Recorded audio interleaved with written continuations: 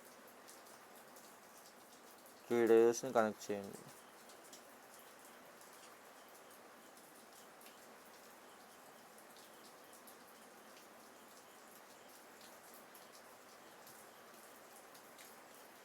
అలాగే 2 డయోడ్లు తీసుకుని టీ అనేటువంటి ఒక ట్రాన్సిస్టర్ కనెక్ట్ చేయండి, గ్రౌండ్ చేయండి. ఇప్పుడు ఇంకో 5 కిలో ఓం రెసిస్టర్ తీసుకోండి. అలాగే విసిసి అనేటువంటి బ్యాటరీని కనెక్ట్ చేయండి 5 వోల్ట్స్. ఇక్కడ 2.2 కిలో ఓం రెసిస్టర్ని కనెక్ట్ చేసి ఇక్కడ అవుట్పుట్ని తీసుకోండి. Output X. ఇది ఈ లాజిక్ సింబల్ దేన్ని రిప్రజెంట్ చేస్తుంది అన్నట్లయితే మనకి AND గేట్ని. అర్థమైంది? ఇక్కడ చూడండి ఏబిసిలు 3 జీరోలు తీసుకుందాం. ఏబిసిలు 3 జీరో తీసుకున్నట్లయితే ఇక్కడ చూడండి డయోడ్ల యొక్క పాజిటివ్ టెర్మినల్ తీసుకొచ్చి మనం ఏం చేసాం, పాజిటివ్ వోల్టేజ్ కలిపాం. ఇప్పుడు ఏబిసిలు 3 జీరోలు చేస్తే లో వోల్టేజ్ అవుతుంది కాబట్టి డయోడ్లు ఫార్వర్డ్ బయాస్లోకి రావడం జరుగుతుంది. అదేనమ్మా, ఎప్పుడైతే ఫార్వర్డ్ బయాస్లోకి వచ్చినాక కండక్షన్ జరుగుతుందో ఈ పాయింట్ పి అనుకున్నట్లయితే పి దగ్గర వోల్టేజ్ లో అవుతుంది. పి దగ్గర వోల్టేజ్ ఎప్పుడైతే లో అయిందో ఇక్కడ చూడండి 2 టేబుల్ వేద్దాం. ఏ బి సి ఇవి ఇన్పుట్స్, ఇక్కడ అవుట్పుట్ తీసుకుందాం.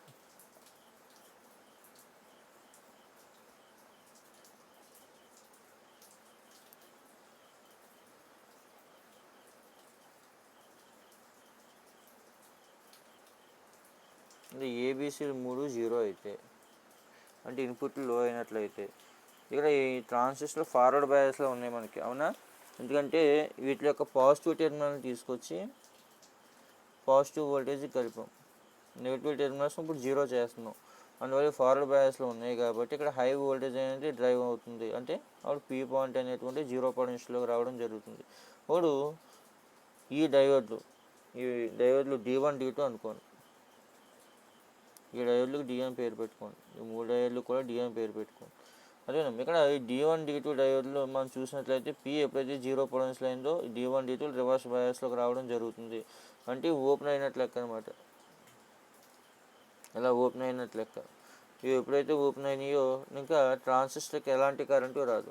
ట్రాన్సిస్టర్ యొక్క ఇన్పుట్ వోల్టేజ్ ఎప్పుడైతే అంటే బేస్కి ఇచ్చేటువంటి వోల్టేజ్ ఎప్పుడైతే 0 అయిందో ఆ ట్రాన్సిస్టర్ కట్ ఆఫ్ రీజియన్లోకి రావడం జరుగుతుంది. ఇది ఎప్పుడైతే కట్ ఆఫ్ రీజియన్లోకి వచ్చిందో ఆటోమేటిక్గా ఈ వోల్టేజ్ అనేది అవుట్పుట్గా రావడం జరుగుతుంది. అంటే ఇన్పుట్లో ఏబిసిలు 3 జీరోలు అయినట్లయితే అవుట్పుట్ 1 అవుతుంది. అదేనమ్మా నార్ గేట్.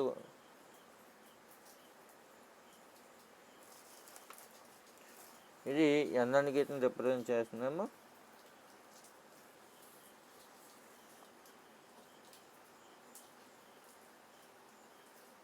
ఇక్కడ ఒక బబుల్ వేయాలి.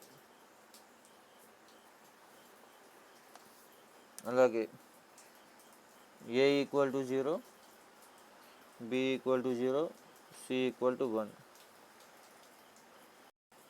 ఓకే, నెక్స్ట్ వచ్చి A0, B0, C1. ఇక్కడ A0, B0 అంటే ఈ రెండు డయోడ్లు ఏమైనాయి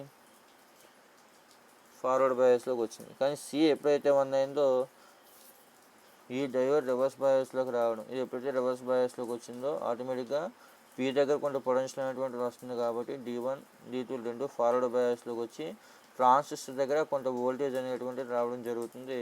అవి ట్రాన్సిస్టర్ అనేటువంటి సాచురేషన్ రీజియన్లోకి వస్తుంది. ఈ ట్రాన్సిస్టర్ ఎప్పుడైతే మన సాచురేషన్ రీజియన్లోకి వచ్చిందో ఆటోమేటిక్గా కొంత వోల్టేజ్ అనేటువంటిది గ్రౌండ్కి వెళ్ళడం జరుగుతుంది. అదేనమ్మా, వోల్టేజ్ ఎప్పుడైతే గ్రౌండ్కి వెళ్తుందో ఓకే చూడండి ఇక్కడ చూడండి ఇక్కడ మూడిట్లో ఏది 1 అయినా సరే, మూడిట్లో ఏది 1 అయినా ఏ ఒక్క డయోడ్ ఫార్వర్డ్ బయాస్లోకి వచ్చినా ఇక్కడ పీ దగ్గర పొటెన్షియల్ 0 అవుతుంది. అందువల్ల D1 D2 ఓపెన్ అవి ఈ ట్రాన్సిస్టర్ అనేటువంటిది కట్ ఆఫ్ రీజియన్లో ఉండడం జరుగుతుంది. అంటే 3 ఇన్పుట్లో ఏది 1 అయినా సరే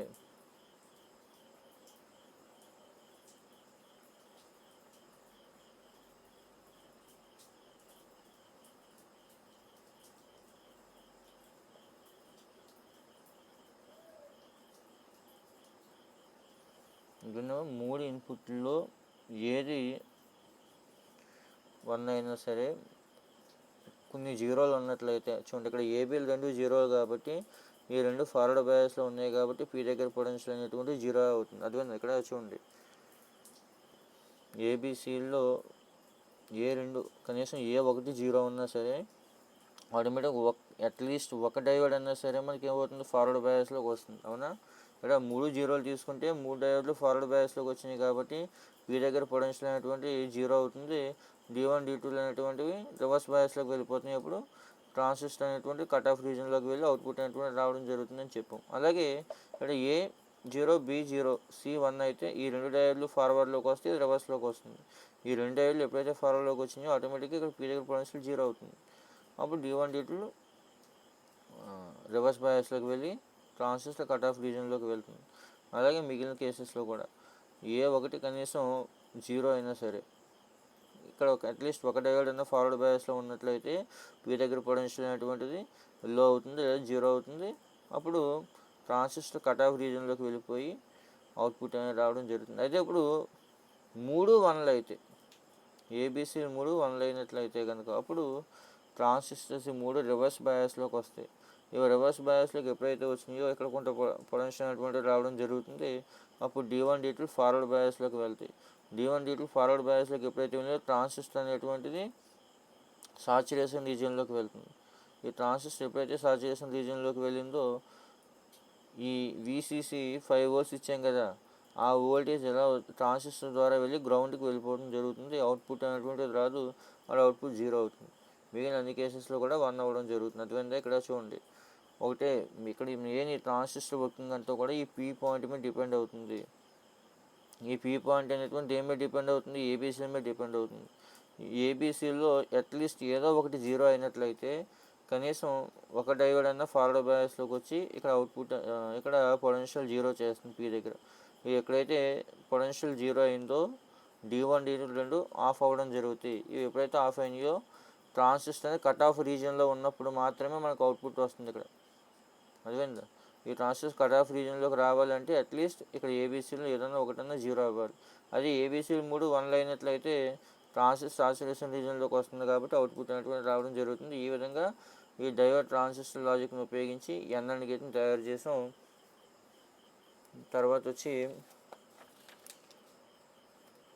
TTL transistor logic.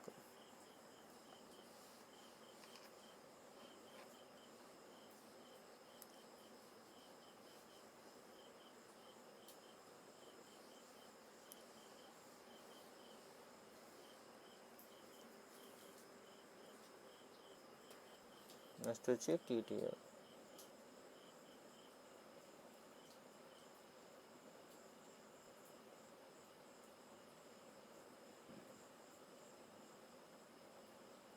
Transistor logic.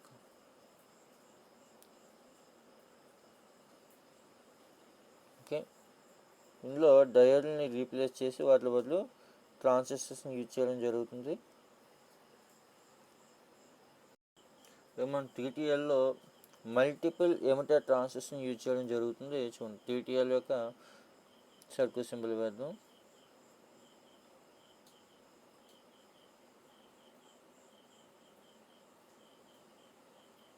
Multi emitter అంటే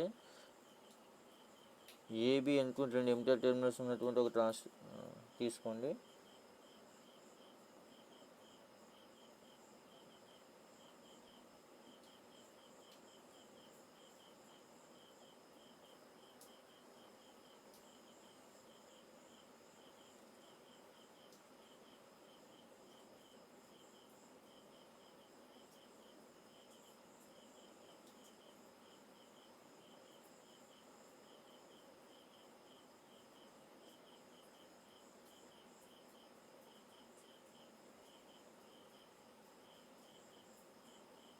అంటే ఇక్కడ ఈ వాల్యూస్ మీకు గుర్తుంటే రాయొచ్చు, లేకపోతే రాయకపోయినా పర్వాలేదు. సింపుల్గా R1 R2 R3 అని రాస్తే సరిపోతుంది. ఆ వాల్యూస్ రాయాలని నెసిటీ అయితే లేదు. అక్కడ VCC అని రాసి వదిలేస్తే సరిపోతుంది, లేదు 5 volts అని రాసినా పర్వాలేదు. ఇప్పుడు ఇక్కడ నుంచి T3 అనేటువంటి ట్రాన్సిస్టర్ కనెక్ట్ చేయండి. దానికి డయోడ్ D1 ద్వారా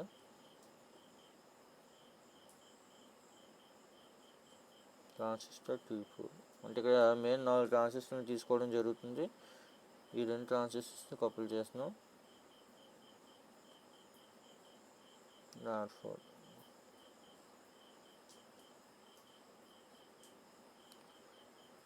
ఇది TTL గేట్ యొక్క బ్లాక్ డయాగ్రామ్. ఇది ఎమిటర్ 1.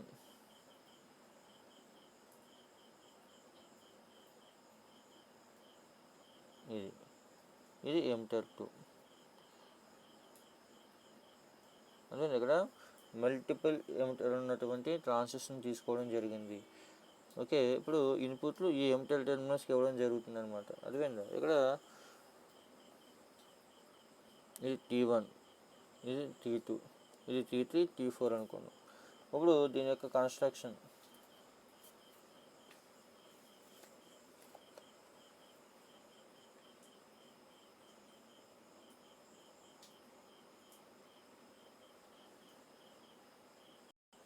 ఓకే, మనం లాస్ట్ DTL చెప్పుకున్నాం కదా. ఆ DTLలో మనకి 3 డయోడ్స్ని కనెక్ట్ చేసిన తర్వాత P అనే పాయింట్ దగ్గర నుంచి 2 డయోడ్లను కనెక్ట్ చేసాం, D1, D2. అవునా? ఆ D1, D2 డయోడ్లు ఇక్కడ కూడా ఉన్నాయి, కాకపోతే మనకు కనబడట్లేదు. ఎలా ఉన్నాయి ఇక్కడ చూడండి. ఆ D1, D2ని ఇక్కడ ఎవరు రీప్లేస్ చేస్తారో అన్నట్లయితే, ట్రాన్సిస్టర్ అంటే ఏంటి? It is a combination of 2 డయోడ్సే కదా. ఇక్కడ చూడండి, T1లో ఈ కాంబినేషన్ చూసినట్లయితే ఇదేంటి, బేస్కి కలెక్టర్కి ఉన్న కాంబినేషన్. అవునా? అలాగే T2లో ఏంటి, ఇది కూడా బేస్కి కలెక్టర్కి ఉన్న కాంబినేషన్. అవునా? ఈ 2 D1, D2గా యాక్ట్ చేస్తాయి. ఈ 2 ట్రాన్సిస్టర్లు ఇప్పుడు మనకి D1, D2గా యాక్ట్ చేయడం జరుగుతుంది. అదేవిధంగా DTL గేట్లు ఎలా అయితే 2 డయోడ్లు కలిపామో, ఆ 2 డయోడ్ల బదులు ఇక్కడ T1, T2 ట్రాన్సిస్టర్ అనేటువంటి వర్క్ చేయడం జరుగుతుంది. ఎందుకంటే డయోడ్ అనేటువంటిది ఏంటి, PNP ట్రాన్సిస్టర్ లేదా NPN ట్రాన్సిస్టర్. అంటే ఇందులో ఒక డయోడ్ ఉంది, ఇక్కడ ఒక డయోడ్ ఉంది. అవునా? ఈ 2 భాగాలను కలపడం ద్వారా ఆ 2 డయోడ్ల యొక్క కాంబినేషన్గా మనం తీసుకోవచ్చు. ఓకే, తర్వాత ఆపరేషన్ చూద్దాం, వర్కింగ్ చూద్దాం. వర్కింగ్లో ఫస్ట్ కేసు వచ్చి ABలు 2 హై అయితే,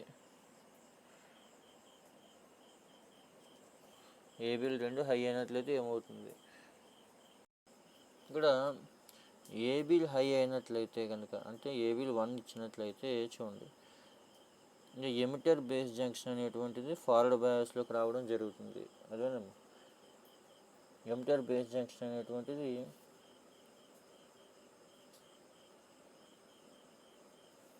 ఎమిటర్ బేస్ జంక్షన్ రివర్స్ బయాస్లోకి రావడం జరుగుతుంది. అదేనమ్మా, ఇక్కడ చూడండి, ABలు హై అయినట్లయితే ఇక్కడ యారోమాకు బయటకు వేసామంటే అది ఏ ట్రాన్సిస్టర్, అది NPN. అవునా? మనం తీసుకున్న ట్రాన్సిస్టర్ ఏమవుతుంది, NPN. అంటే బేస్ ఎమిటర్ జంక్షన్ అనేటువంటిది ఒక PN జంక్షన్ డయోడ్ అవుతుంది. ఇప్పుడు Nకి మనం హై వోల్టేజ్ ఇస్తున్నాం, అంటే దాని అర్థం దీన్ని రివర్స్ బయాస్లో కనెక్ట్ చేసినట్టు అవుతుంది. అటువంటి ఇది ఎమిటర్ బేస్ జంక్షన్ అనేటువంటిది, emitter base junction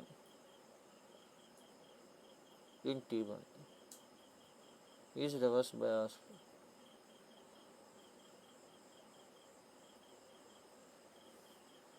But the base collector junction is forward biased. అదేవిధంగా కానీ ఇక్కడ బేస్ కలెక్టర్ జంక్షన్ అనేటువంటిది ఏమవుతుంది, ఫార్వర్డ్ బయాస్లోకి వస్తుంది.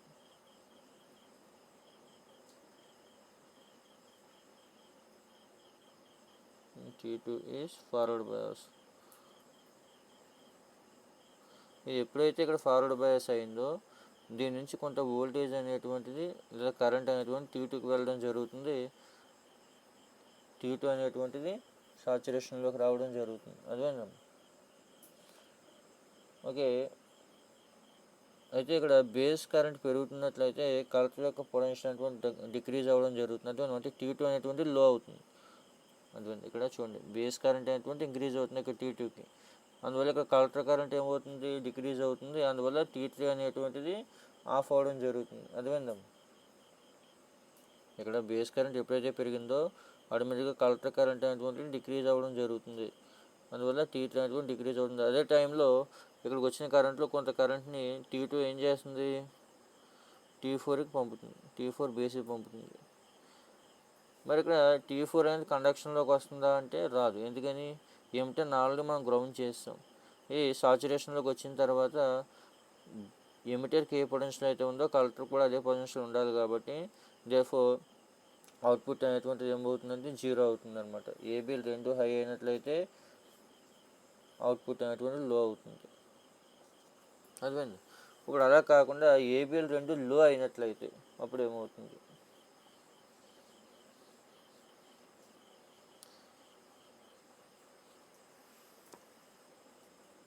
ఏబీలు రెండు లో అయినట్లయితే ఇక్కడ చూడండి, మనం వేసినటువంటి ఈ లాజిక్ సర్క్యూట్ అనేటువంటిది ఎన్ అనే గేట్ని రిప్రజెంట్ చేస్తుంది.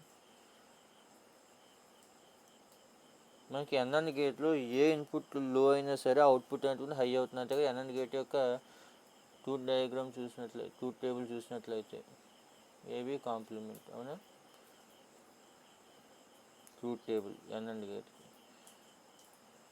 రెండు 0 అయినప్పుడు 0 1 1 0 1 1, ఏబీ అంటే 0 0 కాన్ఫిడెంట్ 1 కదా, 0 1 1 అంటే రెండు హై అయినప్పుడు మాత్రమే అవుట్పుట్ లో అవుతుంది. ఆల్రెడీ మనం ఆ కేసుని చూసాం ఇక్కడ. తర్వాత రెండోది, మూడో కేసు చూసినట్లయితే ఏబీలో ఏదో ఒకటి లో అయినట్లయితే, రెంట్లో ఏదో ఒకటి లో అయినట్లయితే ఈ ట్రాన్సిస్టర్ అనేది ఫార్వర్డ్ బయాస్లోకి రావడం. అది ఎప్పుడైతే ఫార్వర్డ్ బయాస్లోకి వచ్చిందో ఇక్కడ చూడండి, ఇక్కడ T1కి ఇన్పుట్ ఎప్పుడైతే మనం లో ఇచ్చామో ఇది ఫార్వర్డ్ బయాస్లోకి రావడం జరుగుతుంది. ఇది ఎప్పుడైతే ఫార్వర్డ్ బయాస్లోకి వచ్చిందో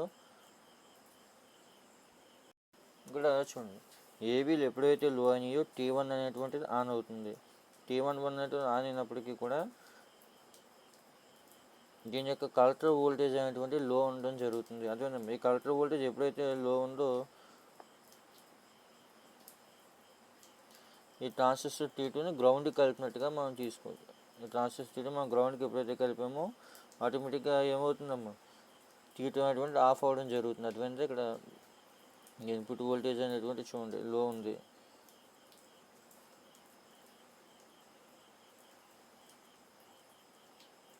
దీని కలెక్టర్ వోల్టేజ్ లో కాబట్టి దాన్ని ఎప్పుడైతే మనం T2 కలిపి T2ని ఎప్పుడైతే గ్రౌండ్ చేసామో ఇక్కడ ఇది ఆఫ్లోకి వస్తుంది. T2 ఎప్పుడైతే ఆఫ్లోకి వచ్చిందో దీని దగ్గర కలెక్టర్ దగ్గర వోల్టేజ్ చూసినట్లయితే వోల్టేజ్ హై అవుతుంది. దానివల్ల T3 కండక్షన్లోకి రావడం జరుగుతుంది. అందువల్ల అవుట్పుట్ అనేటువంటి రావడం జరుగుతుంది. అలాగే T4 కూడా ఆఫ్ అవుతుంది. ఇక్కడ అటువంటి ఇక్కడ చూడండి, T1 T2 T3 T4లు T1 T2 T4లు మూడు ఆఫ్ అవి, T3 ఒకటి కండక్షన్లోకి వస్తుంది. దానివల్ల అవుట్పుట్ అనేటువంటి రావడం జరుగుతుంది. అలాగే మనం ఇచ్చిన రెండు ఇన్పుట్లో ఏది 1 అయినా సరే లేదా ఏది 0 అయినా సరే మనకు అవుట్పుట్ అనేటువంటి రావడం జరుగుతుంది. అర్థమైందమ్మా. కానీ రెండు 1లు అయితే మాత్రం అవుట్పుట్ అనేటువంటిది 0 అవ్వడం జరుగుతుంది. ఆల్రెడీ రెండు 1లు అయినట్లయితే మనం స్టార్టింగ్లో చెప్పుకోవడం జరిగింది ఎందుకు 0 వస్తుంది అనేటువంటిది. ఇప్పుడు ఏంటంటే రెండు 0 అయినట్లయితే మాత్రం అవుట్పుట్ ఏమవుతుంది, 1 రావడం జరుగుతుంది. ఓకే.